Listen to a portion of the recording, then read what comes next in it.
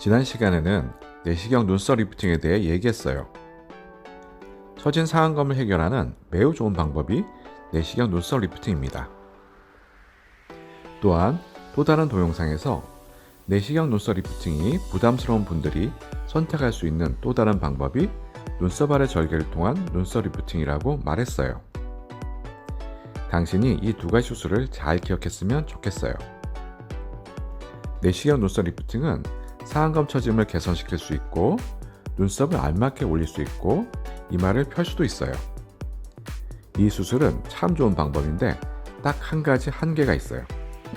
그 한계는 바로 눈썹을 올리는 만큼 헤어라인이 올라간다는 거예요. 이마가 좋은 분들에게는 이것이 더 큰 장점이 되지만 이마가 넓은 분들에게는 단점이 되지요. 그래서 이마가 넓은 분들은 기존 헤어라인을 유지하거나 심지어 낮출 수 있는 절개 이마 리프팅 수술을 선택할 수 있어요.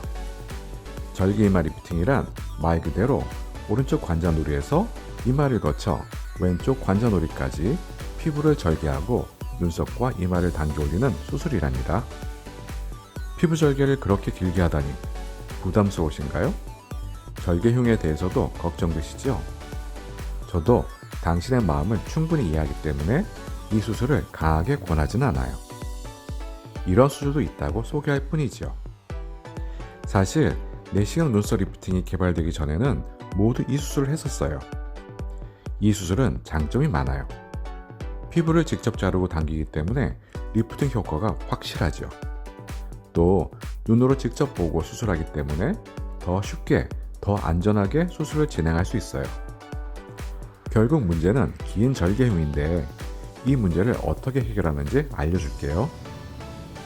예전에 의사들은 절개흉이 보이는 것이 두려워서 헤어라인 뒤쪽에 절개를 했고 머리카락으로 그 흉터를 가렸어요. 그랬더니 역시 이마가 넓어지는 것을 피할 수가 없었지요. 절개선 앞쪽 두피의 모발이 줄기도 하고요.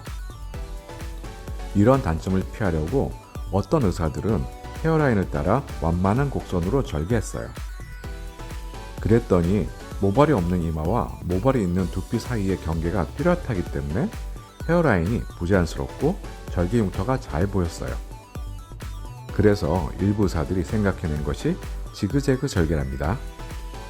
헤어라인을 따라 지그재그로 피부를 절개하면 모발이 없는 이마와 모발이 있는 두피 사이에 경계가 불분명하기 때문에 헤어라인이 자연스러워요. 또한 지그재그 형태로 흉터가 존재하므로 잘 보이지도 않아요. 수술 후 2개월이 지나면 흉터가 거의 보이지 않는답니다. 더불어 헤어라인을 따라 절개하기 때문에 기존 헤어라인을 유지할 수도 있고 더 낮출 수도 있어요. 이 수술은 피부를 절개하고 이마 눈썹 위로 당긴 후 남은 피부를 잘라내고 잘 봉합하는 과정으로 진행되어요. 피부를 자르고 봉합해야 하니까 수술 시간은 내시경 눈썹 리프팅보다 좀 더 길어져서 2시간 반 정도 걸립니다. 수술은 깊은 수면 마취 또는 전신 마취로 진행되고 수술 당일 또는 그 다음날 퇴원합니다. 지그재그 봉합 부위는 수술 후 10일에서 14일 내에 실밥을 제거하고요. 수술 후 한 달까지는 봉합 부위가 붉게 보이고 눈에 잘 뜨입니다. 그래서 이때까지 앞머리를 내려 가려주시면 좋아요. 한 달이 지나면서 붉은색의 절개흉이 점점 흐려지고 수술 후 3개월쯤 되면 흉이 보이지 않아요. 헤어라인의 지그재그 경계선도 흐려져서 자연스러워진답니다. 긴 절개를 함에도 불구하고 이 수술 역시 내시경 눈썹 리프팅처럼 회복이 빨라요. 수술 후 일주일이면 부기의 80%가 빠져있고 일상생활에 전혀 문제가 없어요.